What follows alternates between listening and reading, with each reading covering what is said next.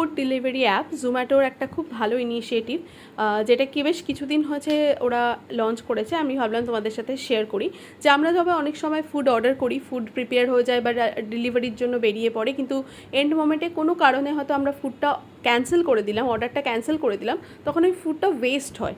যদি এই ওয়েস্টটাকে কমানোর জন্য এই ইনিশিয়েটিভটা নেওয়া হয়েছে, খুব ভালো একটা পদক্ষেপ।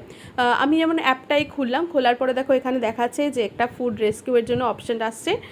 এটা যে সব সময় হয় তা না, যদি তোমার লোকেশনের কাছাকাছি ব্যাপারটা হয় তখনই তোমার কাছে এই পপ আপটা আসে।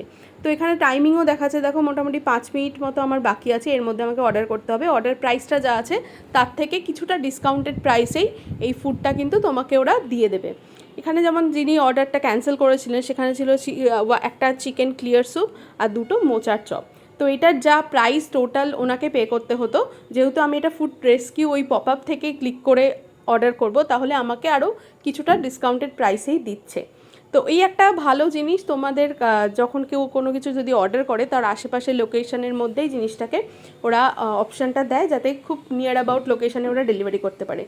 তো এই ভিডিওটা তোমাদের যদি ভালো লাগে, ইন্টারেস্টিং লাগে, তাহলে জানিও তোমাদের কেমন লাগলো, আর এই ইনিশিয়েটিভটা তোমাদের কেমন লাগলো সেটাও কমেন্ট করে জানাতে ভুলো না।